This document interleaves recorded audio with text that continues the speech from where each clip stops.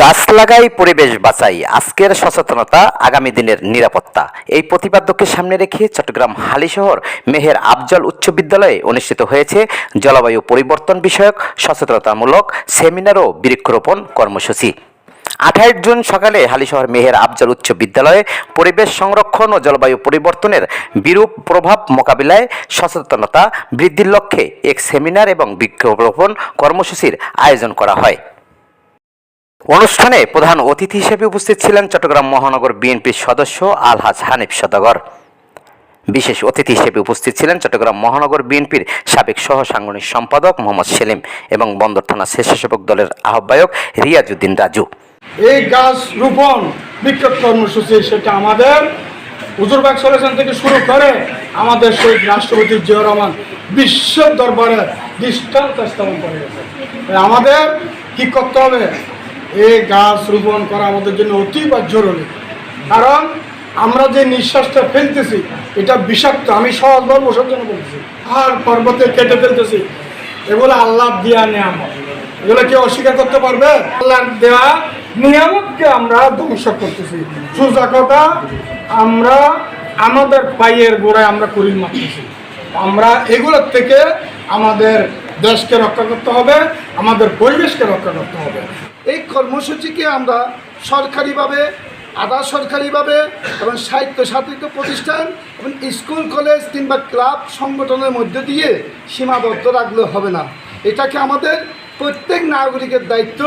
আমাদের বাড়িঘরের পাশাপাশি আমাদের যে উঠান আছে, আমাদের যে আশপাশের যে জায়গা আছে, অন্ততপক্ষে আমরা একজন মানুষ একটা বৃক্ষ যাতে রোপণ করতে পারি। এবং এই কর্মসূচি কিন্তু আমরা অনেক আগেই করেছি এবং চলমান।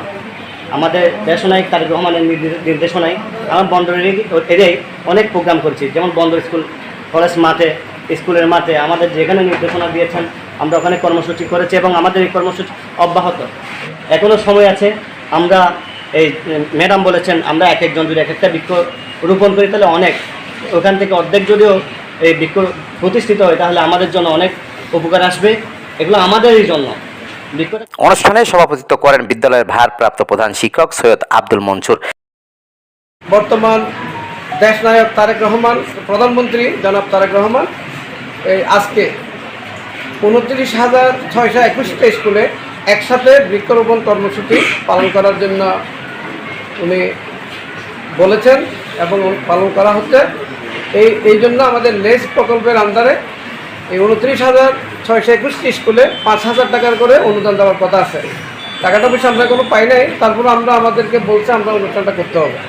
একটা বনজ একটা ঔষধি গাছ লাগানোর কথা বলেছেন, আমরা ইনশাল্লাহ জোগাড় করে এনেছি। ব্যানারের কথা বলছে, আমরা ব্যানার করেছি। ফেস্টুন করতে বলছে, আমরা ফেস্টুনও 4-10টা করে ইতিমধ্যে আপনারা হয়তো দেখছেন রাস্তায় গেটে লাগানো আছে, আমরা এগুলো করেছি। এটা একটা সচেতনতামূলক অনুষ্ঠান। এছাড়াও বক্তব্য রাখেন বিদ্যালয়ের সিনিয়র সহকারী শিক্ষক মোহাম্মদ কামরুজ্জামান, সিনিয়র সহকারী শিক্ষিকা রাশেদা বেগম, সিনিয়র সহকারী শিক্ষক বাবু অরিন্দম পাল এবং সহকারী শিক্ষক মোহাম্মদ সুমন মিয়া। অনুষ্ঠানটি সঞ্চালনা করেন সহকারী শিক্ষক মোহাম্মদ জসিম। বক্তারা জলবায়ু পরিবর্তনের বিরূপ প্রভাব মোকাবিলায় বেশি বেশি বৃক্ষরোপণ, পরিবেশ সংরক্ষণ এবং শিক্ষার্থীদের মধ্যে পরিবেশ বান্ধব মানসিকতা গড়ে তোলার উপর গুরুত্ব আরোপ করেন। আমি আশা করব আমার ছাত্রছাত্রীরা প্রত্যেকে একটা করে গাছ লাগাবে এবং এখানে বিশেষ করে ভেষজ গাছগুলো তোমরা লাগাবে, এগুলো হারিয়ে যাচ্ছে আমাদের। কারণ বৃক্ষ হচ্ছে পৃথিবীর ফুসফুস, প্রকৃতির ফুসফুস। আর সারা প্রকৃতির ফুসফুস হচ্ছে আমাদের বাংলাদেশের ফুসফুস হচ্ছে সুন্দরবন, কারণ ওখানে বৃক্ষ আছে। আর ওই যে বৈশ্বিক উষ্ণতা, এটা হচ্ছে বিশ্ব গরম হয়ে যাচ্ছে দিন দিন।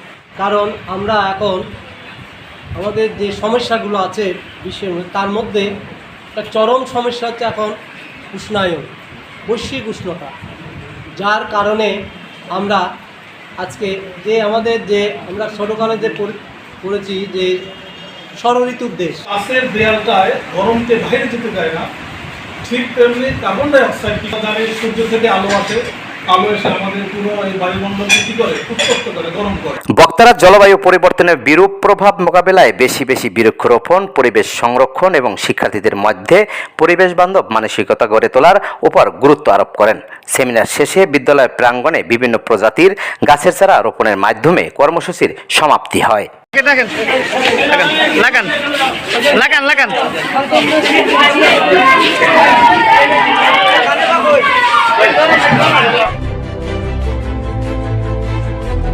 16 বাংলা টিভি, আবহমান বাংলার